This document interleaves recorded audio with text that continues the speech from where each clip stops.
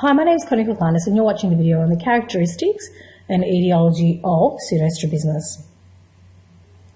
A pseudostrabismus is the appearance of a deviation when there is no manifest deviation present.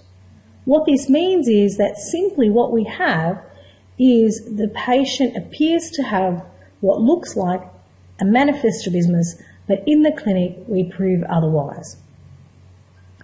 Now, the appearance of the strabismus can be any type of strabismus. It can be an ESO, it could be an EXO, a hypo or a hyper deviation, and you can have combinations of vertical and horizontal. The eye could look as though it is in and up, for example. There are three main causes for why patients end up appearing to have a manifest strabismus. One is that they may have an anomalous angle kappa. I'll come back to what this is in a moment, but what this does is it creates a decentered corner reflection which gives the orthoptist the perception that a manifest deviation is present. On the other hand, facial features and orbital features can give the appearance of a pseudostrabismus, but they don't alter the corner reflection. If we look at the patient in this example just here, they look as if that right eye might be isotropic, given that you can't see as much sclera there as compared to here. But you can see that the corner reflections are in exactly the same position in both eyes. I'll take you through now what the angle kappa is. The angle kappa relates to where we see the corner reflection, and it relates to the optic axis and the visual axis. And the reason that we don't see the corner reflection in the centre, but rather slightly nasal, is because that optic axis and that visual axis do not coincide. If we look at the image to the right, the optic axis is O to A, so this line here, passes through the nodal point being just there, and the line passes through all the refractive components at the centre. The visual axis, on the other hand, is from X here to F here. So this is the fovea, and the line also passes through the nodal point. Now, angle kappa is the angle between O, P and X. It's the angle formed between the optic axis and the visual axis at the midpupillary point, which is just here. And so you can see that this angle kappa is caused by the virtue of the fact that the fovea is located temporally. This is why those two axes, the optic axis and the visual axis, do not coincide, and why we have normally a slightly nasal corner reflection. I'll take you now through angle alpha and gamma, as textbooks will mention or often mention all three, kappa, alpha and gamma. And when we have a pseudostrabismus due to an anomalous angle kappa, the reality is that angle alpha and gamma will also be anomalous. Angle alpha is also the angle between the optic axis and the visual axis, but this time at the nodal point, and N here represents the nodal point. And angle gamma also is the distance or the angle formed between the optic and visual axis, but at the centre of rotation here. So for all three angles, kappa, alpha and gamma, we're looking at an angle formed between the optic axis and the visual axis, but the difference is that the angle is formed at a different point along the optic axis. For angle kappa, it's at the midpupillary point. For angle alpha, it's at the nodal point. And for angle gamma, it's at the centre of rotation. We just saw the importance of the location of the fovea for the angle kappa and the location of the corner reflection. And normally what we expect is that the fovea will be located temporally from the optic axis, about 4 degrees, causing that nasal reflection. And so we can see here a nasal reflection that's normal, and the fovea being about 4 degrees away from the optic axis. When the fovea is located temporally, we term the angle kappa as being positive. Coming back to the picture over here to the left, this nasal corner reflection represents a positive angle kappa. Now, if for some reason the fovea is displaced, due to, for instance, a disorder such as ROP, if it's more temporally displaced, so say the fovea starts to move this way, what we'll have is a greater positive angle kappa. And the corneal reflection will shift even further nasal. And when you perform the Hirschberg on these patients, it will appear as if the patient has an exotropia, or you will suspect that the patient has an exotropia because a nasally displaced corneal reflection indicates that the patient has a manifest deviation, and specifically an exotropia. If, on the other hand, the fovea is displaced more nasally, then it will cause the opposite issue. It will cause a negative angle kappa. And for a negative angle kappa, what we'll see is this corneal reflection start to shift temporally. And a temporal corneal reflection gives us the appearance that the patient may have an esotropia. Now what I'll do is I'll take you through some of the main causes for a pseudostrabismus, and I'll specifically go through pseudoesotropia, pseudoexotropia, and vertical strabismus.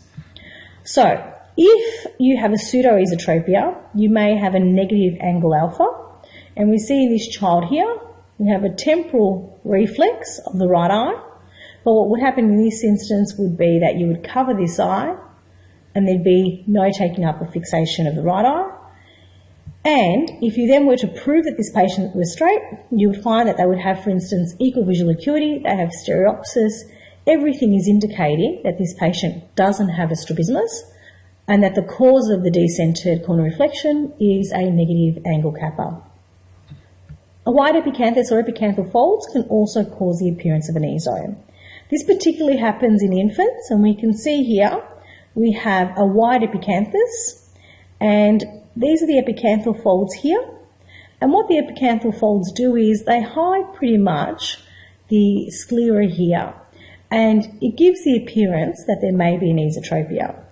If this child looks to the right just slightly, the iris will be embedded under those epicanthal folds, and often parents will think that there may be an esotropia in this instance. Now, as this child gets older, the bridge of the nose develops more and more, and the pseudostrabismus is noticed less and less. A narrow IPD can also cause the appearance of an esotropia. So we're talking about the distance between the two eyes. The closer the IPD, or the narrower the IPD, the more likely it is to give off the appearance of an esotropia. Narrow palpable fissures can also cause the appearance of an esotropia. And so here we see a young child where the palpable fissures are very narrow and are creating the illusion of an esotropia. And lastly, another reason for the appearance of a pseudoesotropia is enophthalmos. So when we have a recessed globe, and in the patient that we have here, which is not easy to see, this left eye here has enophthalmos, and through that we've had some lid changes there, but it's giving that appearance again that there might be a left esotropia present. Moving on to pseudoexotropia. Now, in terms of angle kappas, we're going to have a positive angle kappa, and the corneal reflection will be more nasal than it should be, giving us the appearance of an exodeviation. Narrowing of the lateral canthi can also create the illusion of an exotropia. So we're talking about the lateral canthi over here, and if these are fairly narrow, they can give the illusion of an exodeviation. This example is a little bit difficult given that they also have a wide epicanthus and they also have narrow palpable fissures as well as having these very narrow lateral canthi. Next, the wider the IPD, the more likely it is that a patient may appear as if they have an exotropia. Palpable fissures, opposite to the esotropia. For an exotropia, wide palpable fissures can give off the appearance that a patient has an exotropia. And opposite to enophthalmos, exophthalmos now can cause the appearance of an exotropia. Here we have a patient with left exophthalmos and the appearance of an exotropia. Moving now on to vertical deviations, what gives us the impression that a patient may have a pseudo-hypertropia or a pseudo-hypotropia? One is atosis. Where we have atosis, such as in this example, the lid will cover the top part of the iris, and this can give the impression of a vertical deviation. Facial asymmetry can also cause the appearance of a vertical deviation. If you look carefully at the image below, we have a patient whose right eye is slightly lower than their left eye, and what that can create is the appearance of a vertical deviation. A coloboma, where we have a disfigurement of the iris, as we can see in this example here. This can also create the illusion of a vertical deviation. And finally, heterochromia, where we have different coloured irises, can create the illusion of a vertical deviation. Okay, now that you're aware of the various types of causes of a pseudostrabismus, how do you go about diagnosing a patient with a pseudostrabismus? Well, given that it is a condition that is simply the appearance of a manifest deviation, you will have to prove that the patient is straight.